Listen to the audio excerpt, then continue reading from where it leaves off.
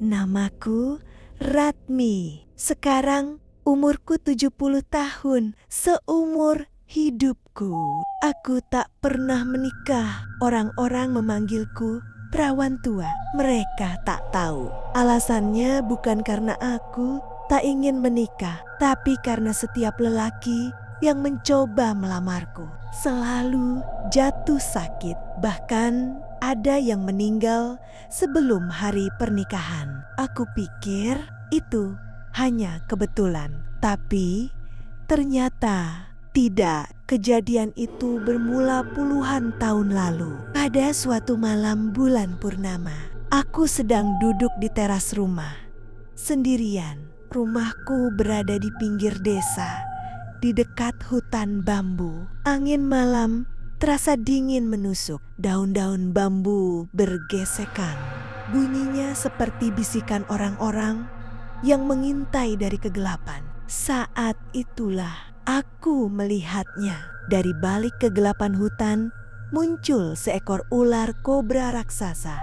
Sisiknya hitam legam, berkilau seperti logam basah. Matanya menyala kuning, menatapku tajam. Aku ingin lari, tapi tubuhku tak bisa bergerak. Ular itu merayap perlahan ke arahku, melilit kakiku, dan menegakkan kepalanya hingga sejajar dengan wajahku. Lalu aku mendengar suara itu, bukan dari mulutnya, tapi dari dalam kepalaku. Suaranya berat, dalam, dan menyeramkan. Dia berkata, "Keturunanmu akan menjadi penghubung dunia manusia dan dunia kami. Kau akan mengandung anakku."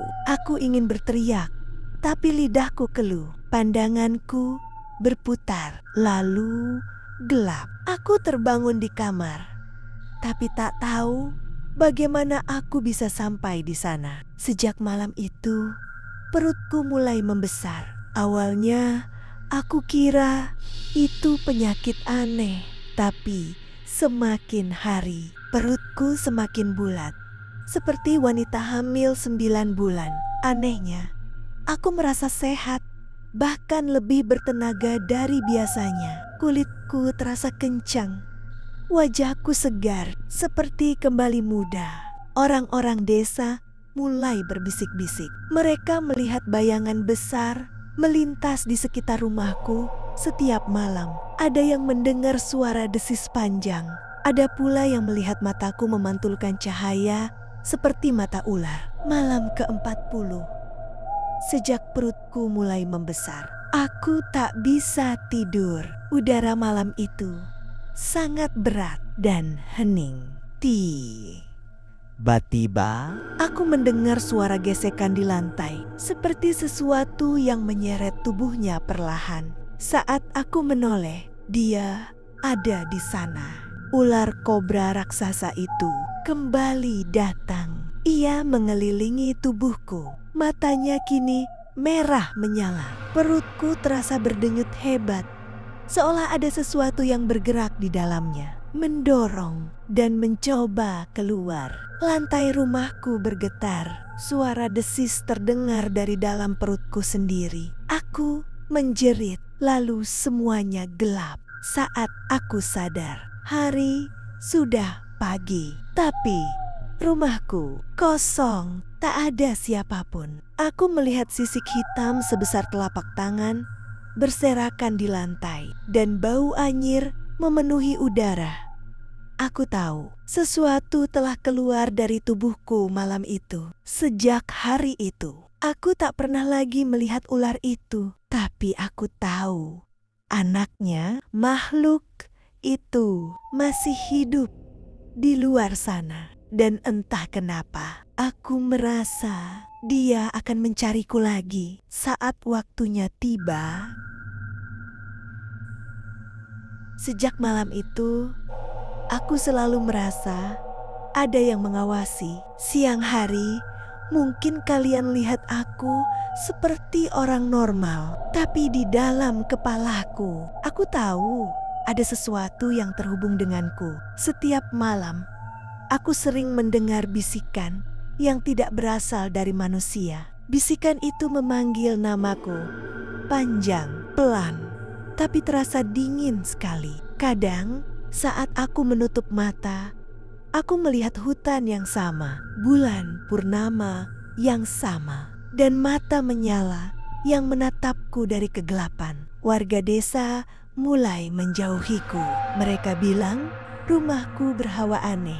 Ada yang mengaku melihat bayangan ular raksasa melintas di jendela tengah malam. Ada pula yang bilang mendengar suara seperti bayi menangis. Tapi kalau kalian dengar lebih dekat, itu bukan suara bayi. Itu desisan panjang yang menyerupai tangisan. 3 bulan setelah kejadian itu, perutku memang sudah kempis, tapi aku merasakan sesuatu yang lain. Kadang di tengah malam, bagian perutku terasa bergerak sendiri, seperti ada yang masih tinggal di dalam. Meskipun aku tahu itu tidak mungkin.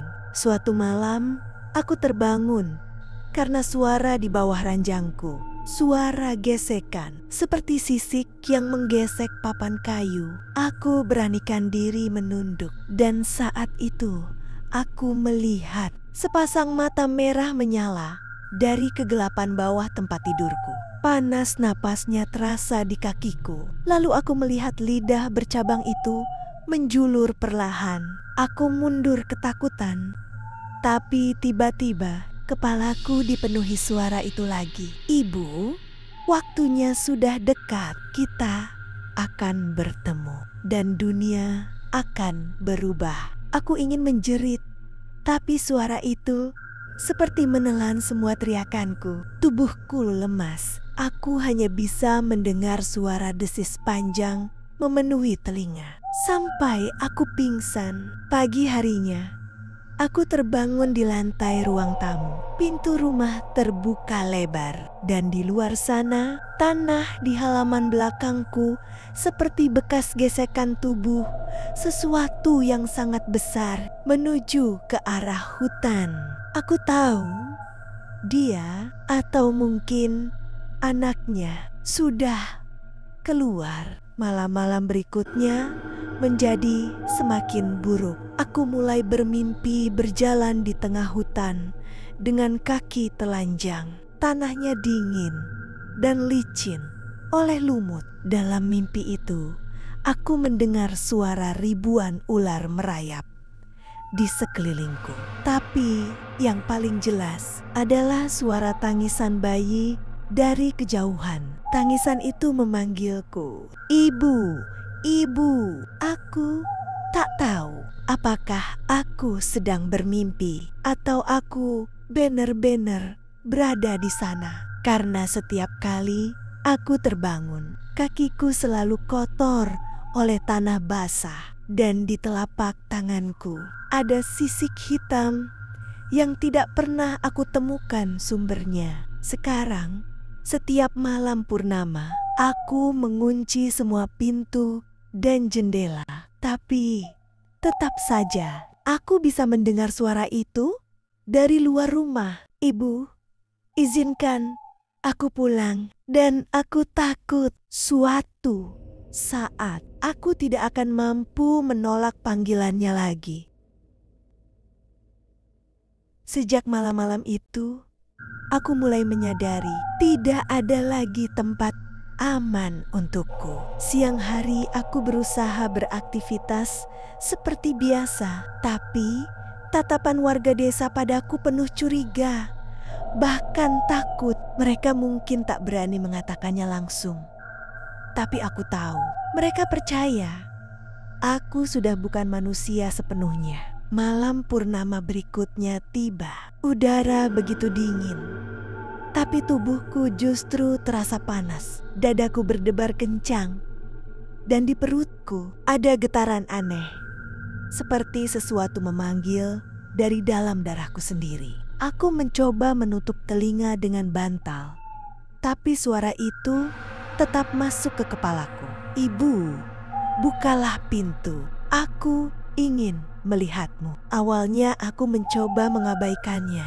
Aku menyalakan lampu duduk di pojok ruangan sambil memeluk lutut. Tapi tiba-tiba lampu di rumah padam seketika. Gelap.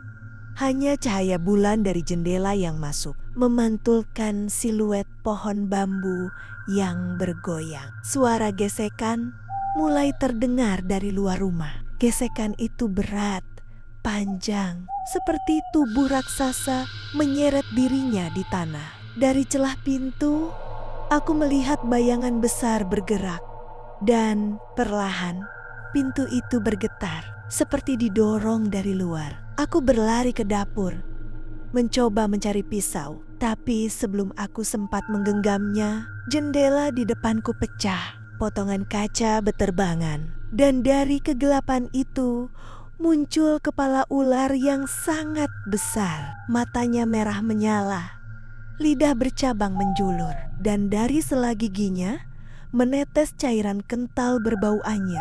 Suara itu kembali bergema di kepalaku.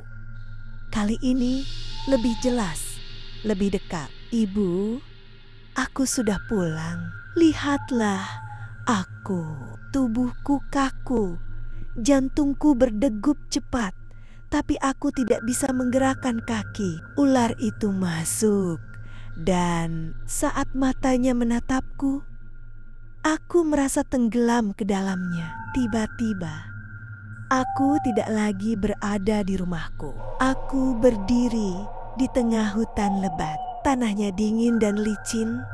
Kabut tebal menutup pandangan. Dari balik kabut itu, terdengar suara ribuan ular merayap. Bunyinya seperti bisikan yang menutup semua suara lain. Di hadapanku muncul sosok yang membuat darahku membeku.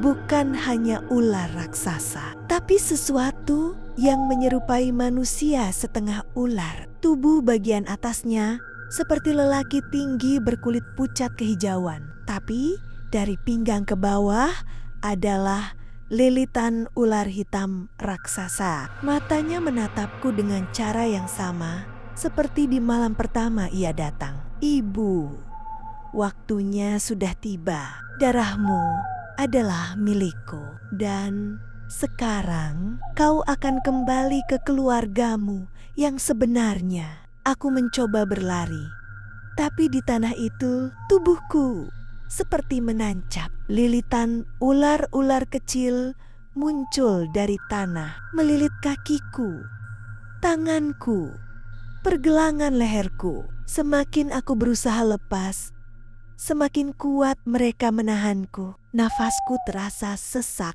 Dari dalam kabut muncul suara tangisan bayi, tapi suaranya berubah menjadi tawa melengking yang memekakan telinga. Ular-ular itu menarikku ke arah sosok setengah manusia itu. Aku menjerit, tapi jeritanku terputus saat sesuatu yang dingin menyentuh pipiku. Itu adalah tangan makhluk itu. Kukunya panjang dan tajam. Sejak malam itu, aku tak pernah lagi memandang cermin dengan perasaan yang sama. Setiap kali pantulan wajahku muncul, mata itu, mata ular, menatap balik dari dalam diriku. Awalnya hanya sesaat, seperti ilusi yang datang dan pergi. Tapi lama-kelamaan, tatapan itu bertahan lebih lama, mengikuti gerakanku. Bahkan ketika aku memalingkan wajah, aku mulai jarang keluar rumah.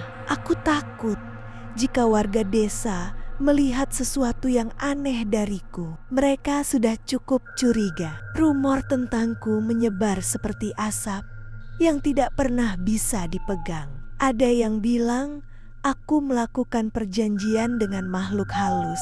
Ada pula yang mengaku melihat sosok ular besar merayap di atap rumahku saat malam purnama. Semakin aku mencoba menutup diri, semakin nyata semua itu menjadi.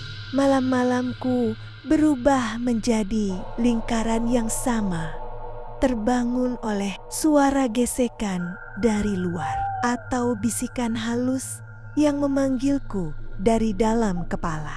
Terkadang aku bisa menahannya dengan menutup telinga dan membaca doa, tapi seringkali doa itu tak terdengar. Suara itu terlalu kuat, seperti bergema dari tulang-tulangku sendiri. "Ibu, ini aku, darahmu memanggilku." Kata-kata itu membuat tubuhku panas dingin. Di saat yang sama, ada bagian dari diriku yang merindukannya. Suatu malam, aku terbangun karena mendengar suara air menetes. Pluk, pluk, pluk dari arah dapur. Aku berjalan pelan, mengira atap bocor. Tapi ketika sampai di sana, kakiku menginjak sesuatu yang licin. Bukan air, tapi darah. Warnanya pekat, baunya anyir, mengalir dari bawah pintu dapur. Dengan gemetar, aku membuka pintu itu dan menemukan ular-ular kecil, ratusan jumlahnya, menggeliat di genangan darah yang entah dari mana asalnya. Mereka bergerak serempak menuju arahku seperti tahu siapa aku. Aku mundur, tapi di belakangku sudah berdiri sosok itu. Setengah manusia, setengah ular. Tubuhnya berbalut sisik hitam yang berkilau di bawah cahaya lampu minyak. "Aku sudah lama menunggumu." Suaranya berat namun lembut, seperti ayah yang berbicara pada anaknya. Tangannya yang dingin menyentuh wajahku. Dan entah mengapa, ketakutanku berubah menjadi rasa pasrah. Ia menatapku dalam-dalam, dan tiba-tiba semua lampu padam. Dunia berubah. Aku kembali berdiri di tengah hutan berkabut. Kali ini, aku tidak sendirian. Di sekelilingku, puluhan sosok setengah manusia ular mengitari, berdesis pelan. Sebagian membawa obor, sebagian lagi membawa sesuatu yang tampak seperti persembahan. Sosok yang memanggilku ibu itu berdiri di tengah lingkaran, memegang sebilah pisau batu hitam. "Malam ini kita menyatukan darah yang terpisah," katanya. Aku mencoba melangkah mundur, tapi kaki dan tanganku sudah dililit ular kecil. Mereka menarikku maju, menyeretku ke tengah lingkaran. Kabut semakin pekat dan dari dalamnya terdengar suara-suara kuno yang dilantunkan dalam bahasa yang tak kupahami. Namun, entah bagaimana, aku mengerti artinya. Itu adalah sumpah. Sumpah untuk mengikatku selamanya pada mereka. Sosok itu menggores telapak tangannya sendiri. Darahnya hitam pekat dan mengeluarkan uap. Ia mengulurkan tangannya padaku. Aku ingin menolak, tapi tubuhku bergerak sendiri. Tanganku terangkat dan ia menggores telapakku dengan pisau itu. Rasa sakitnya menusuk, tapi anehnya aku tidak menjerit. Darahku dan darahnya bercampur, mengalir ke tanah. Saat darah itu menyentuh tanah, bumi bergetar. Ular-ular di sekeliling berdesis keras, seolah menyambut sesuatu. Tiba-tiba mataku melihat sesuatu yang membuatku tercekik ketakutan. Dari balik pepohonan muncul sesosok wanita tua yang kukenal, dukun desa. Wajahnya pucat, napasnya tersengal, tapi matanya menatapku tajam. "Kau harus memutuskan ikatan itu sekarang juga," teriaknya. Ia mengangkat botol kecil berisi cairan putih dan memercikannya ke tanah. Ular-ular itu menjerit. Ya, mereka benar-benar menjerit seperti manusia. Beberapa menghilang menjadi asap, tapi sebagian lagi melompat ke arah wanita itu. Dalam sekejap, tubuhnya dililit dan diseret ke dalam kabut. Aku hanya sempat melihat matanya yang terakhir, penuh amarah, sekaligus belas kasihan padaku. Makhluk itu menoleh ke arahku. Senyumnya lenyap berganti dengan tatapan murka. Kau mencoba meninggalkanku? Suaranya bergema di seluruh hutan. Angin bertiup kencang dan kabut berubah menjadi gelap total. Aku merasakan tubuhku diangkat, lalu dijatuhkan ke tanah yang lembek seperti lumpur. Ular-ular kecil masuk ke dalam mulut, hidung, dan telingaku. Aku berteriak, tapi tidak ada suara yang keluar. Dunia berputar. Ketika aku membuka mata, aku sudah kembali di rumah. Tapi kali ini, rumahku bener-bener bukan rumah. Dindingnya penuh ukiran berbentuk sisik, atapnya berlumut dan basah. Dan dari sudut-sadut ruangan, ular-ular mengintip dengan mata merah. Makhluk itu duduk di kursi rotan ibuku, memandangku seperti seseorang yang baru saja mendapatkan kembali barang berharganya. Sekarang kau tak akan pernah pergi lagi. Ibu, aku ingin lari, tapi pintu rumah tidak lagi mengarah keluar. Ketika ku buka, yang kulihat hanyalah hutan berkabut yang sama. Aku menutupnya, berharap itu hanya ilusi. Tapi saat ku buka lagi, tetap sama. Dan di kejauhan, aku bisa melihat siluet desa. Namun terbalik, seakan dunia luar sudah berada di dimensi lain hari-hari berikutnya. Atau entah berapa lama waktu berjalan, aku tak pernah lagi melihat matahari. Purnama selalu tergantung di langit, dan ular-ular itu selalu ada di sekitarku. Seperti penjaga, kadang aku mendengar suara-suara dari desa. Anak-anak bermain, orang memanggilku. Tapi setiap kali aku mencoba mendekat ke arah suara itu, langkahku membawaku kembali ke rumah ini.